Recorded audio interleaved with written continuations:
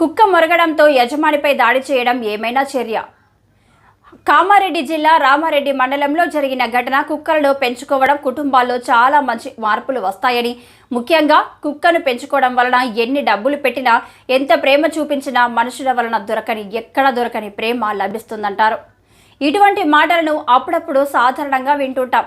మిమ్మల్ని ఎంతో ప్రేమగా చూసే మనుషుల వలన సర్వసాధారణంగా ప్రేమ లభించదు.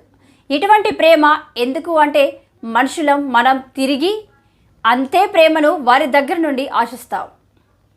కానీ కుక్కలు అలా కాదు.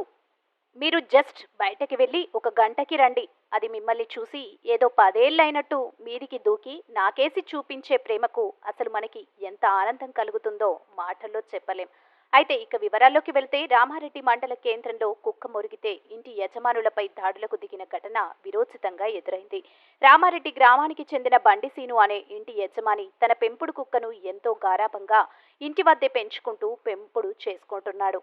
శుక్రవారం రాత్రి అందాద 10 గంటల సమయంలో సింగరాయపల్లికి చెందిన ఓ వ్యక్తి ఉపాధి హామీ కూలీలకు సంబంధించిన డబ్బుల కోసం బండి సీను అనే వ్యక్తి ఇంటి పక్కనే గల పోస్ట్మెన్ రాజు అనే ఇంటి వద్దకు డబ్బుల కోసం వచ్చిన వ్యక్తి రాగానే కుక్క మొరిగినందుకు అతని ఇంటి యజమానులపై అనరాని మాటలు అనడంతో ఘర్షణకు దారితీసింది.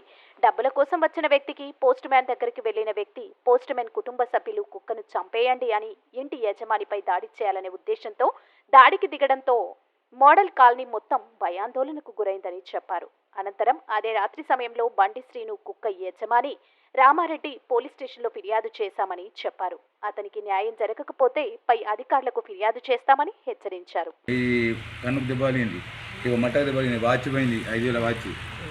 ఇవన్నీ పోయినాయి, ఇవన్నీ తిరిగింది. అయినా నేను బాధపడలేదు. ఒకటి ఎస్ఐ గారిని నేను నమ్మిన, ఎస్ఐకి కంప్లీట్ చేసిన, ఎస్ఐ యాక్షన్ తీసుకోకపోతే నేను ఏడికైనా అనుకోను.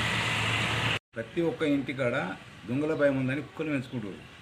కుక్కను పెంచుకుంటూ తప్ప ఎందుకు ఇట్లా మా మీద కక్ష ఎందుకు కట్టిరు? మరి ఇంత కక్ష ఏం చేయాలనుకుంటారు? ఇంకా మాకు ప్రాణభయాలు ఉన్నాయి.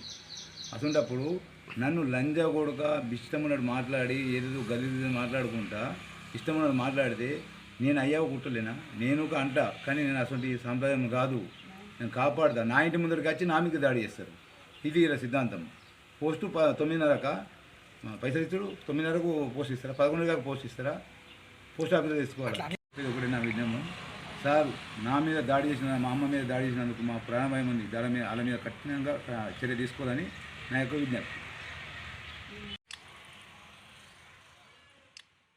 అందుకే నా మీద దాడి చేసి కుక్కని ఎప్పుడు గట్టిస్తా, నైట్లో ఇడిసెడతా. కుక్క మొగినందుకు నా మీద దాడి చేసి కుక్కని మీద తప్ప నా బాధ.